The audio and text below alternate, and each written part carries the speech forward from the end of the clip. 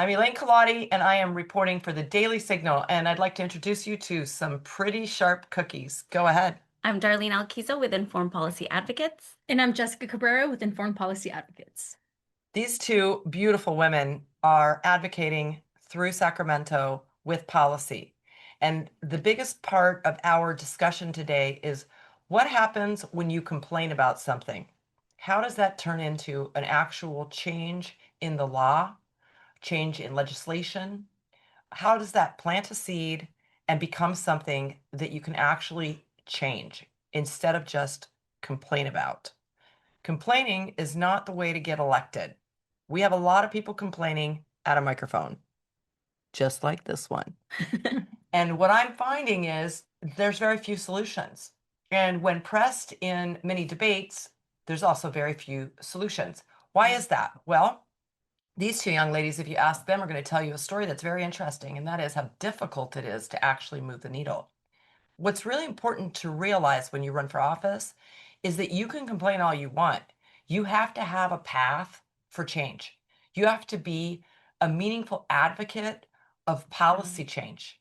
And you need to know how to write policy, you need to know how to read policy, and you need to know how to advocate and lobby for your policy to be adopted and become a law. And if you can't make that happen, all you're doing is going up to the microphone and complaining, which we need to stop immediately in California. Right. So I want these two ladies to tell you their story. I especially want Jessica to tell you about her first day in Sacramento in 2019 because it's absolutely fascinating. So with that, I am not going to interrupt because the story is riveting. Oh, sure. So I'll kind of premise. So, um, for me, I've been doing advocacy work specific to education policy since 2003. And a lot of different legislation has gone through over the years. And in 2019, SB 276 was a bill that came through in California that was going to make it more difficult for children to get their medical exemptions for their vaccinations to go to school. And so in that, a lot of moms got up in arms because the government is essentially getting in the way of their doctor-patient relationship regarding their child. And that is a big problem here in California. So at that time, I got introduced to a lot of moms who were looking to advocate for their children and their families. And I got a call from a good friend who was like, Jessica is a mom that I know. She's really passionate. She wants to get in there. She's had a couple meetings, but I think she needs some coaching and some support with how to present to the legislators. And so I had a great meeting with Jessica. And I mean, 6 years later, we're, working together with our own nonprofit. But like I basically told her, go in with three talking points because they're not going to listen to like an hour of complaints. And make sure you end with a clear ask. Because a lot of times people go in there, they complain, complain, complain, and literally the staffer will say, I don't know what you're asking. And then, they walk out because they don't even really know. Like, I just want you to fix it, but I don't know what I want you to do. Like, I didn't know I had to think that far ahead. So I talked to her about, like, you need to really have a clear ask when you're going in there. But her with her passion, like right away, she's like making appointments in Sacramento and going in. Yeah, so my first experience lobbying in the Capitol was in 2019. So this bill had already gone through several committees, and we were about at the last committee right before it hit the floor for a assembly vote. And I scheduled this one meeting with a assemblywoman that was really hard to get a meeting with. I mean, all these meetings, it was a constant like pulling teeth with people. They throw you to your staff, they throw you to the scheduler, and I was like, I don't care who I talk to. I just need to get in there and talk to somebody. So I ended up scheduling with Assemblywoman Monique Limon's office, and I had her staffer who met me and said, it's really nice to meet you. I want you to know I only took your meeting because of your last name and because you're Latina. And I said, okay, well, what do you mean by that? And he's like, well, it's been a lot of white whole food yoga moms talking about this issue. And I want to hear what something different that you have to say. I want to hear your perspective on this. So I was thrown back, but me thinking, okay, I'm in a meeting, I got through here, I just need to push through this. And I'm thankful I'm even in the position to have this conversation with him. So this gentleman, tells me his story, and we always go into it with making sure we are bridging the gap with them. Thanking them for the work that they're doing, acknowledging the work that they have done in the state capitol. You just always want to make sure you're playing nice in the sandbox. So we make our introduction and he tells me, well, from the beginning, I want you to know my sister was heavily impacted by the swine flu. So he had his own personal experience. So from that, I had to say, you know what? Anything I say to him, I'm not going to change his mind. I had 15 minutes with this man. I am never going to change his mind in 15 minutes. I had to go into it with, I just need to plant the seed and pray that that seed starts to blossom over time. So we get into talking and having conversation, and he's like, it's a lot of moms that are here that are white. They're, uneducated. They just don't want to vaccinate their kids. And I said, these moms and our children are not just Democrats. We're not just Republicans. These are moms from different socioeconomic statuses, different families, different communities. I mean, you have parents from Compton coming here. You have parents from Marin County coming here and advocating and telling you that we need to preserve our sacred patient-doctor relationship. So, meeting went well, and I left it there just confused. I was like, this was a very interesting conversation, and more so for me, my first time. I just felt like this was a mental gymnastics I went through. Fast forward to 2024, I scheduled a meeting with one of the higher state legislators that are sitting in office right now, and he's the chief of staff for that office. And I saw his name and I knew who it was, and I said, what a great opportunity to come back after all these years and start this dialogue again. So I said, hey, Israel, do you remember me? He's like, yeah, I remember you. He's like, it's nice to have you back. And so we dialogued, and he's like, COVID, it was about COVID-19. He's talking about COVID and how his, I think he had a family member that passed away. So again, I had parents impacted by COVID. So I give a lot of grace in that conversation on both ends of the aisle. And so I heard him out, I heard what he had to say. And he said, I've thought a lot about what you said past the years, and a lot of it's coming out now. I see the things you were talking about. And I didn't change his mind entirely, but I planted enough of a seed for him to be friendly with me. He sees me in the hallway, he says hello to me. So now I can always go back, and I always tell her, if we have a point we want to try to make, I'm like, let's run it by him just so he could poke the holes in it. And, then we can use that and turn it around and have a stronger based argument. So I've really tried to cultivate my relationship with him like that, so that I'm also learning, what do you know on the back end? So we're not just going and trying to educate them. We're also going in and extracting information on their perspective, on their viewpoint, and how they think policies like this would look if it were to go through Sacramento again. Yeah. This is like magic to me, because if you think about how difficult it is to change the mind of someone who has their own personal, what they call lived experience, and the fact that they had just had a brush meeting, and she knew a little tiny bit about the swine flu. She acknowledged that she probably wasn't going to change his mind in one meeting. And then 4 years later, he's running a division of something that can actually really impact what they're doing. And I also want to point out to everybody, the story about the swine flu and her first trip in was in 2019. So this is before COVID. Right. This is when California had a lot of Democrats that did not believe in mandating vaccines. Okay. We were the original hippies. We did not want that. That all changed after COVID, but I can tell you right now, California is probably Democrat ground zero for not wanting vaccines if you go back in history. Now, that's not to mean to say that some vaccines are good and some vaccines are necessary. None of us are advocating for that. What we are advocating, though, for, I think, if I'm getting this correct 100%, which is something we should all want, is that the power and the decision remains between us and our doctor. It's not a political decision. Something that could or might be or has any chance of being unhealthy or bad for my child that might have something different than your child should not be the decision of a politician. I mean, Ever. It's just not like Ever. that's not it's common sense. I mean, that is common sense. That is not a will of wars. That is not people that are on two different sides of the aisle. You don't know how a vaccine is going to affect a child A versus child Z. There's so many people in between. That decision needs to be between a doctor and a patient, a doctor and a mother, the child, the doctor, and the mother. And I think that's why at Informed Policy Advocates, we've created our platform to be something that both sides of the aisle agree on. So informed consent, consumer protections, and civil rights. I mean, people can have their opinion about vaccines either which way, which is fine. Everybody, again, has their own experiences and, what worked for their family or, that whole thing. But at the end of the day, you have to give informed consent. You have to have the right to opt out with reasonable accommodations, whether you're a Democrat or a Republican. So as a consumer, it doesn't matter if you're a Republican or a Democrat, you need to be protected as a consumer, like flat. How do you think you guys are doing? I think we're doing really well. There's a lot of pieces that we're finding out only through dialogue and conversation with the state legislature. So, for example, this last year, we spent the entire year trying to meet with all 120 offices. Okay. And in these conversations, we found out that the California state legislature, meaning the staff, had a vaccine mandate, while the senators and the assembly members did not have a vaccine mandate. Yes. So it caused, yes. Wait. Yes. The staff had it. The staff had a mandate. But the big dogs got out from But the underneath. bosses got out of it and they had a choice. They had a choice, okay?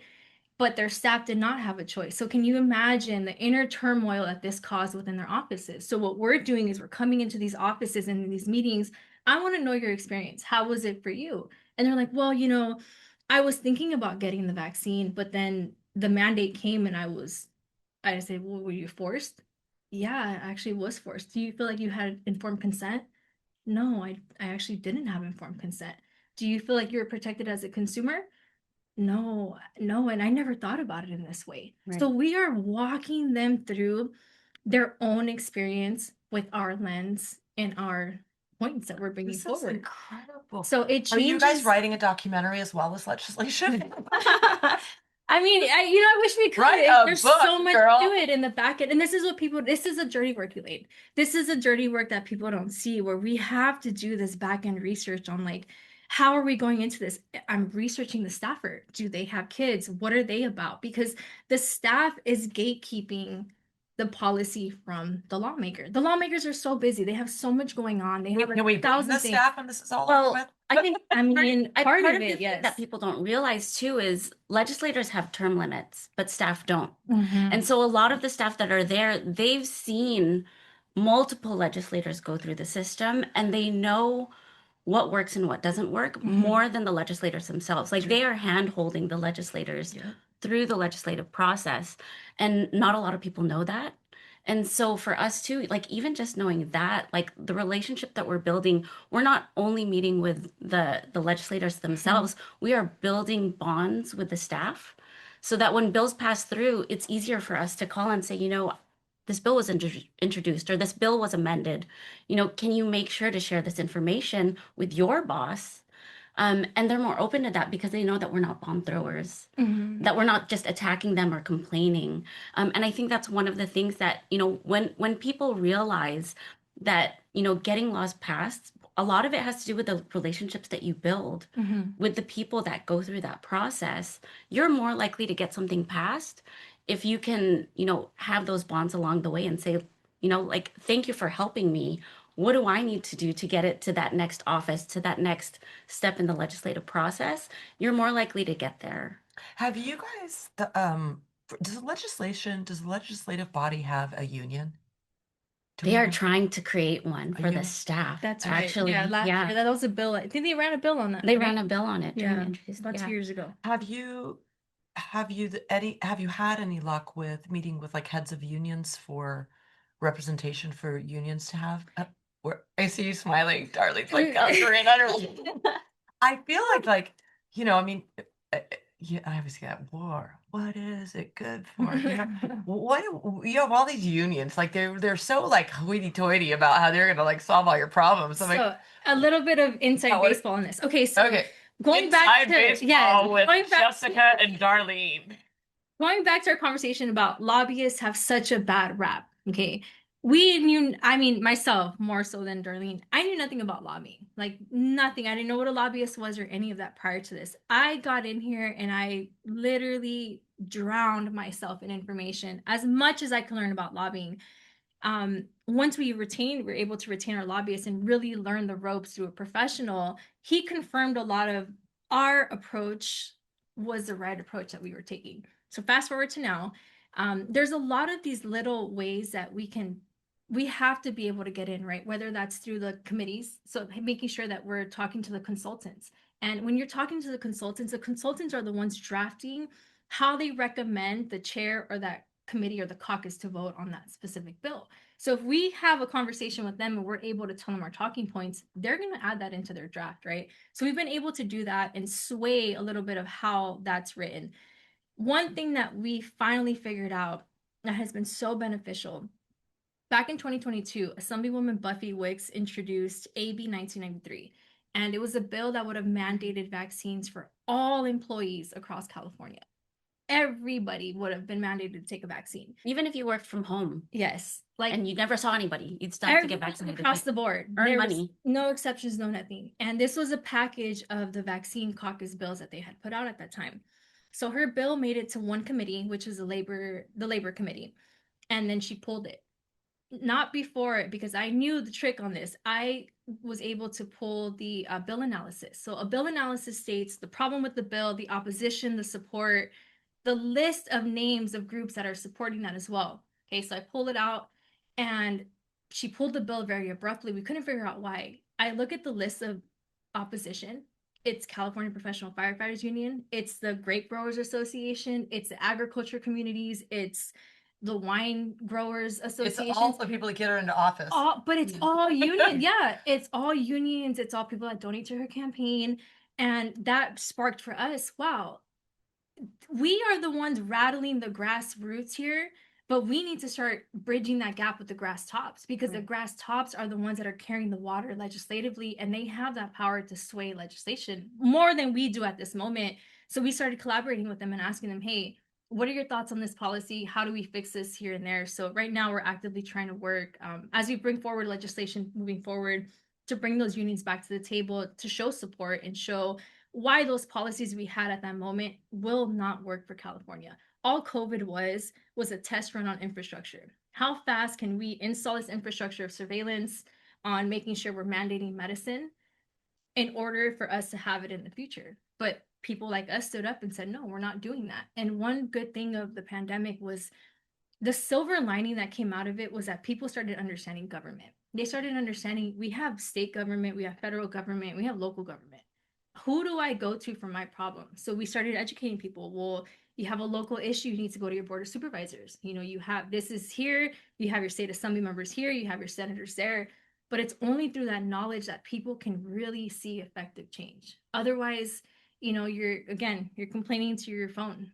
Right. It's not going anywhere. I think if you actually want to make an impact with the legislature, you really need to do your homework of what is the process, even to the coalition building. So it's like, okay, I have a bill idea, I have bill language, I know who I want to talk to. They're going to ask, like, what do the big dogs think? Yeah. And you have to be ready to say, well, I talked to this organization, I talked to this trade association, I talked to, you know, the CMA. Yeah. And this is actually what they said. And then be able to let them know, like, we're gonna carry the water because you're trying to introduce 1,000 bills. There's 3,000 bills that go through the legislature every year, and we're gonna help you to get this to the finish line. And they want to see that before they say, you know what, okay, I'll author that. I think one of the things that's important to note too is here in California, a lot of people tend to think California is a lost cause. Yeah. Like, why even bother? Like, calling them, it's not going to help anything. I'm wasting my time. But that's actually really wrong when you have the right strategy. And so we've been able to do a lot as far as legislative action, working on projects. Like, one thing that I can mention is there's a senator who we went and talked about, you know, these are the numbers. The enrollment rate is declining for school in California because these vaccine policies are so strict that people would rather move out of state or pull out their kids and homeschool or just, you know, find a different way because it's not, you know, healthcare is more important than, you know, putting them in the corner school. Like, I'm going to find a school where I can put them to, but keep the integrity of my family's, you know, decisions about medicine. And so, you know, it's so funny because I just forgot where I was going with that. Okay, 1, 2, 3, take a breath. Yes. Cut. Okay. I did want just one point to that, Darlene. You know, one thing that we try to do and bring forward is we're not going in talking about the science. We're not going in talking about the medicine of it, pro or anti-vaccine. We're going in with political talking points that they can grasp and take and think about, because we've had comments made to us that are like, you know, we're not a doctor. I'm not a doctor. I'm not a physician. I'm not a scientist.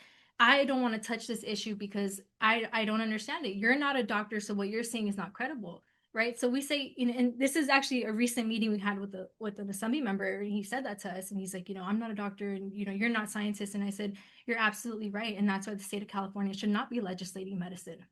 But you guys have now taken it upon yourselves since 2015, actually, with SB 277, where California has started to mandate and legislate medicine. So if you don't believe we should be talking about the science of it, then why have you taken a stance? You're not only just creating the pathway for health policy, but you guys are now actually legislating and mandating medicine. And that's that crossing point, that it's the point of no return at some point. I think When it's can we start also, walking it back?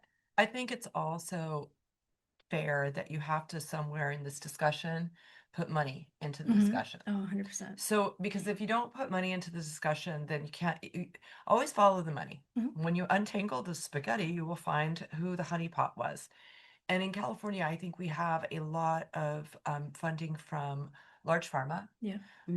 We have it across the United States. Everybody knows that. And what happens is, there's people think that, certain people on the right say they're really evil and they're doing this and that. And then people on the left be like, no, they're trying to protect us. But really what's going on is that it's hard to get funding for these very controversial issues. Mm-hmm. And so because the funding is so limited, you wind up taking money when you're running for office or when you're legislating from maybe somebody that might have an ulterior motive for giving you the money other than what you're actually touting.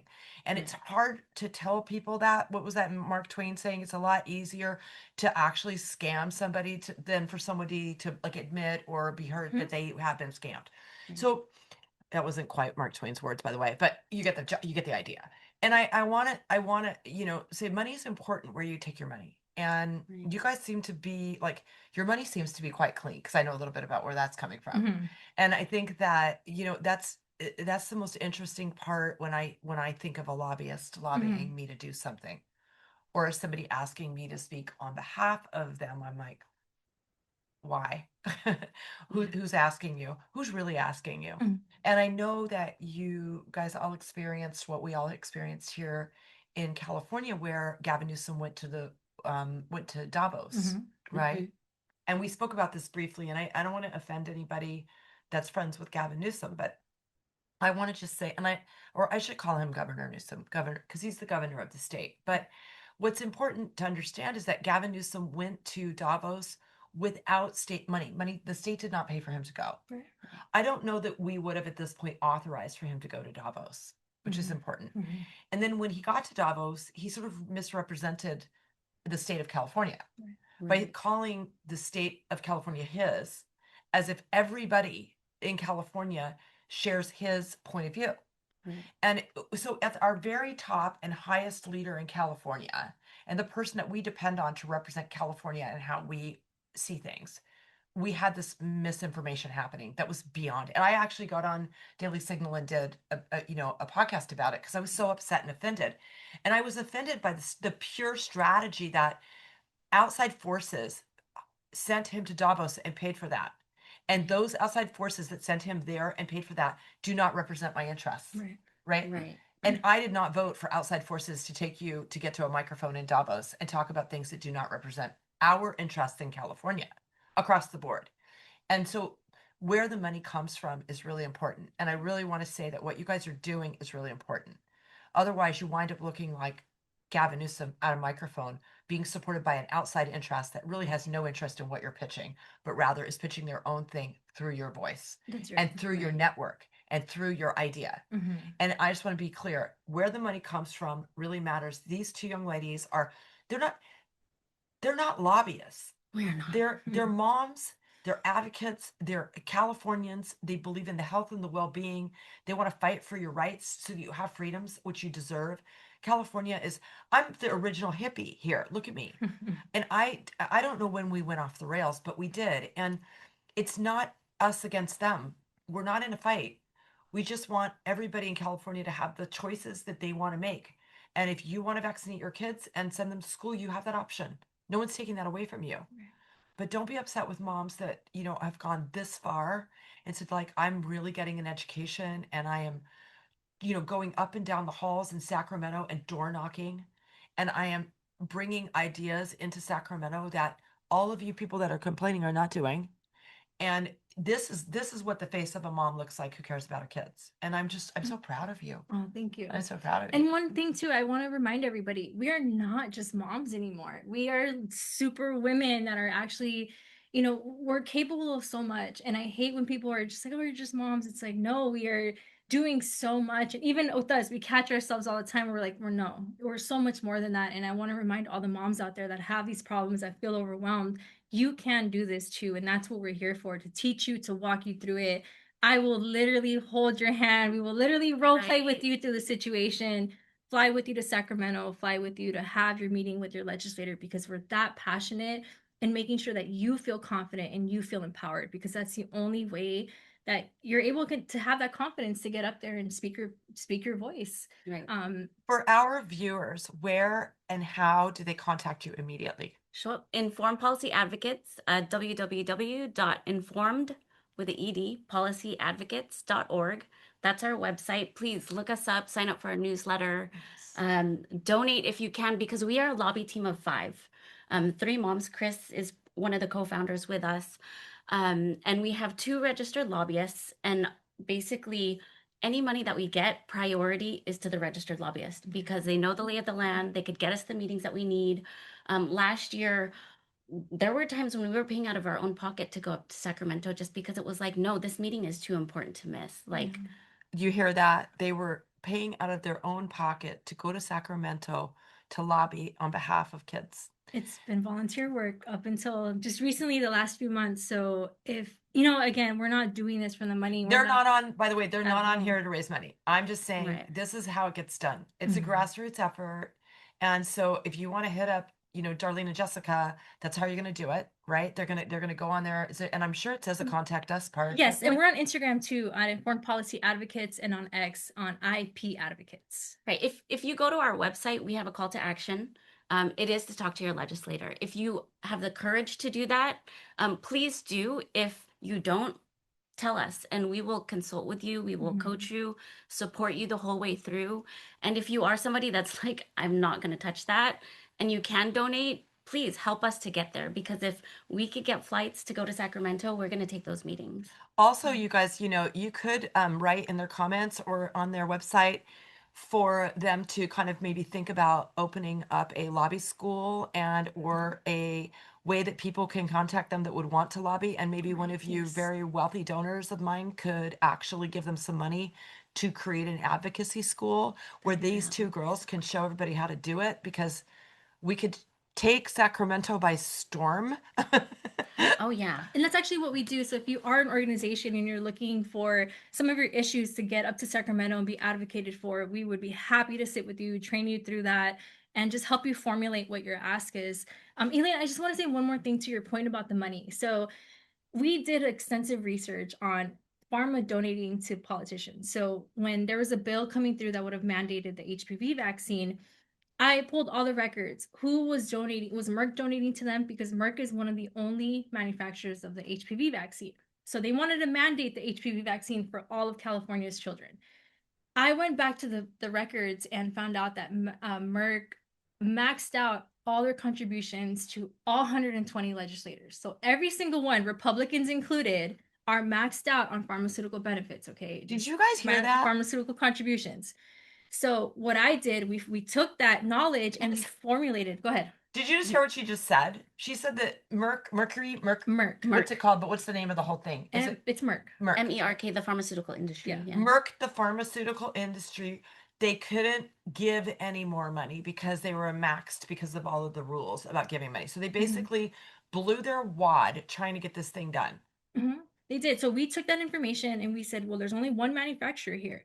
What does that say to us?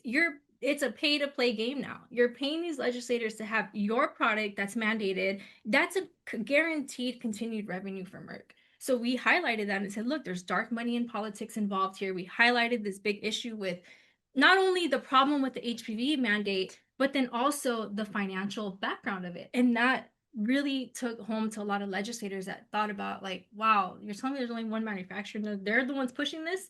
And it's like, yeah, they're the ones pushing it. So let's really read between the lines here and what's happening. And that's one of those like little points that some people kind of overskip. We talk about, yeah, follow the money. Okay, let's really follow the money and get to the bottom of it. And that's what we did. And posting about it on social media is not going to get to the legislators. Like, you Right. actually have to go to Sacramento, And show show them the them. numbers. Yeah. We were actually able to amend that bill so it isn't mandated here in Mhm. California. So, you know, That was a 5-year effort, 4 to 5 year effort by that I legislator was just like, to this is mandate the, that. you guys are like change makers, rain makers, like change makers. And that's the thing. That's Zay, amazing. once you And they're young and they're cute and they're smart and they're like, and they're easy. And you speak, and do you want to say anything to Latinos in California? yes, ponte las pilas, get involved. I mean, right now, Ponte las pilas. yes, that means put your batteries on. Yes. And you know, there's a saying in Spanish, and I grew up with this: "Calladita te miras más bonita," and that's not true. Like, we have to speak our voice. Being there, sitting there quietly and pretty, you're not cute anymore. Like, you're cute when you're out there and you're No, be advocating loud for and yourself. proud. Viva la raza. Yes, loud and proud. And that's what we have to do and showcase that it's a bunch of demographics out here. It's all of us. These children are not just Black, white, Mexican. They're not Republicans. They're not Democrats. They're constituents of California that want a better life and to make California a better place for all of us in the future. Okay, on that note, I am Elaine Culotti for the Daily Signal. Please subscribe, please like, and most importantly, please comment. I read all the comments. I even read the bad ones. I just want to know what you think, and I want to be better at it, and I want to answer questions, and I want to help, and I want to have solutions. Please like and subscribe to the Daily Signal, and please write a comment. Thank you. Thank you.